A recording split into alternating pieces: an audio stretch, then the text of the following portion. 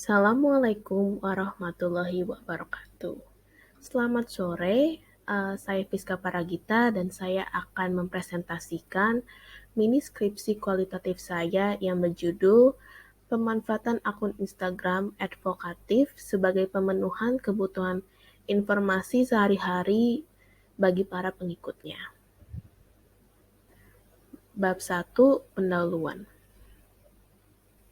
Latar belakang.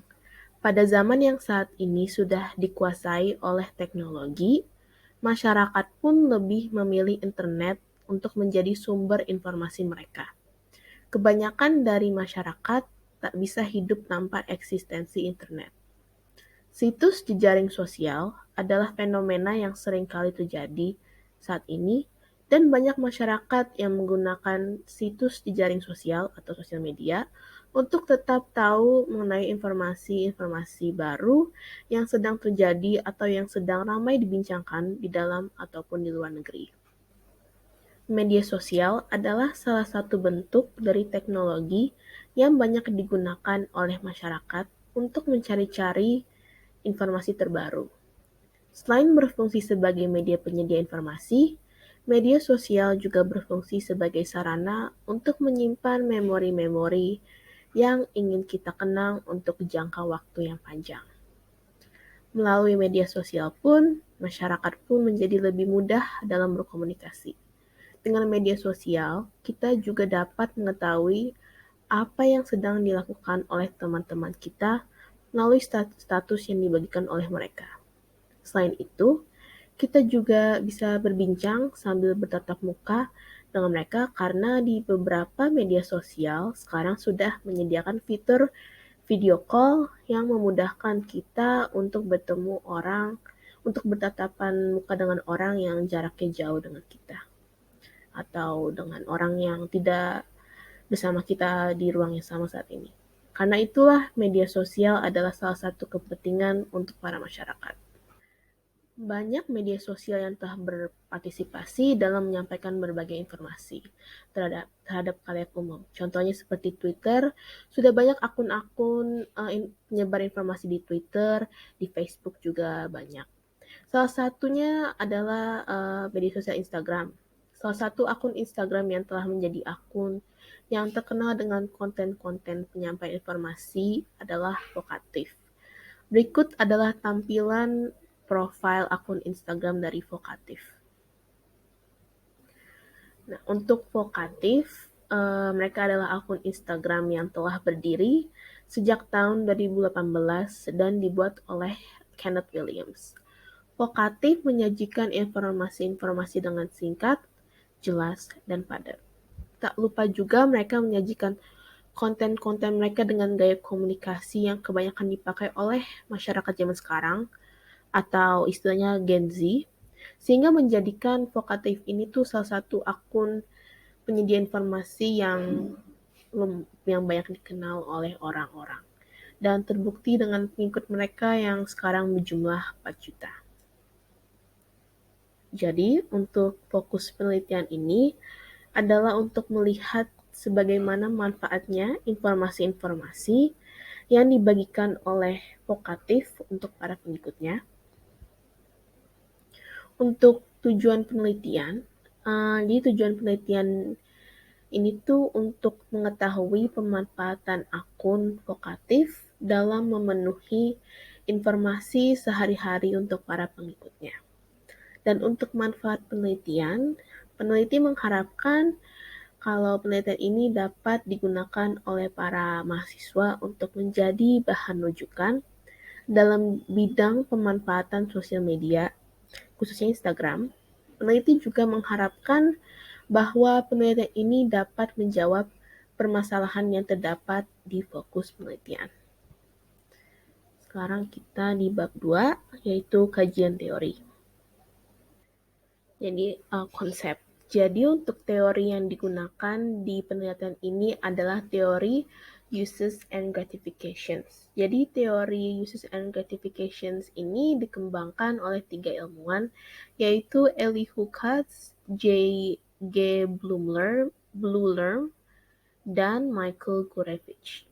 Jadi ketiga ilmuwan tersebut mengobservasi bahwa masyarakat memiliki keinginan untuk memilih apa yang mereka harapkan dari eksistensi terpaan media.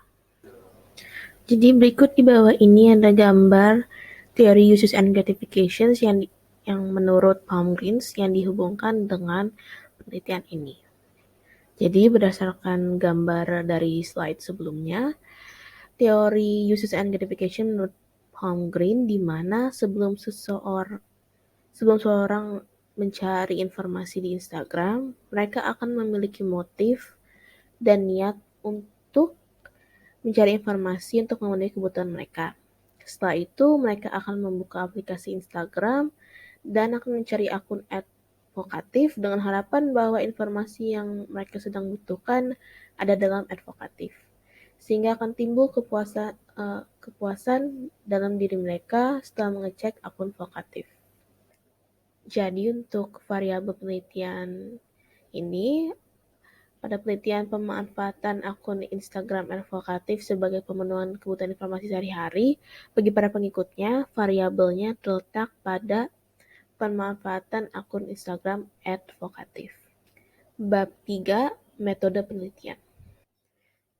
Jadi, untuk paradigma penelitian ini menggunakan paradigma constructivism interpretivism.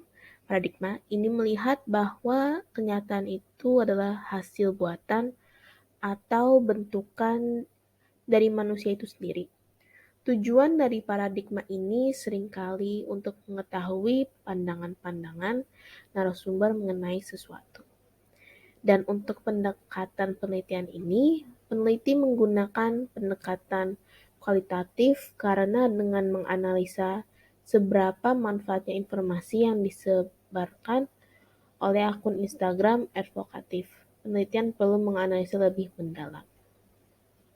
Metode penelitian. Untuk metode penelitian, ini adalah studi kasus. Studi kasus adalah metode yang menyelidiki suatu kasus secara mendalam dalam dunia nyata. Digunakan terutama ketika terdapat batasan antara fenomena dan konteks yang tidak terlalu terlihat dengan jelas.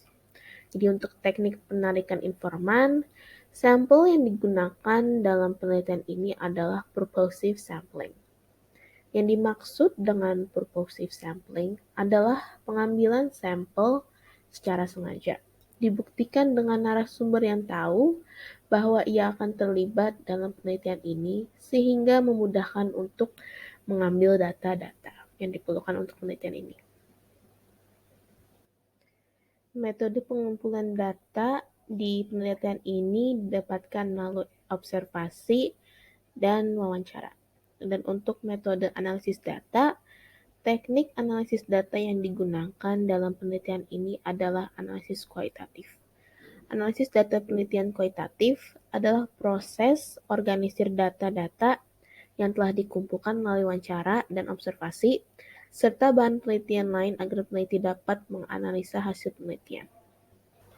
Adapun teknik keabsahan data pada penelitian kualitatif pada penelitian ini adalah penelitian kualitatif uji transferabilitas, uji kredibilitas, dependabilitas, dan konfirmabilitas. Pada penelitian ini digunakan uji kredibilitas di mana menggunakan perpanjangan, pengamatan, dan meningkatkan ketekunan, dan triangulasi analisis kasus negatif, dan menggunakan bahan referensi dan member check. Triangulasi sendiri terdiri dari 3 jenis, yaitu yang pertama adalah triangulasi sumber pengecekan data yang telah diperoleh dari berbagai sumber. Yang kedua adalah triangulasi teknik atau pengecekan data kepada sumber yang sama namun dengan teknik yang berbeda. Dan yang terakhir adalah triangulasi waktu atau pengecekan data kepada sumber yang sama dengan teknik yang sama. Adapun juga keterbatasan dan kelemahan penelitian yang dilakukan. Jadi untuk keterbatasan penelitian ini adalah pengikut akun vokatif yang bersedia menjadi narasumber yang jumlahnya tak terlalu banyak. Jadi peneliti tidak bisa mendapatkan data-data yang lebih banyak atau lebih informatif. Dan yang kedua adalah kelemahan penelitian yang tidak banyaknya penelitian yang serupa yang bisa dijadikan kajian literatur atau literatur review. Sekian, terima kasih. Mohon maaf bila ada salah kata. Wassalamualaikum warahmatullahi wabarakatuh.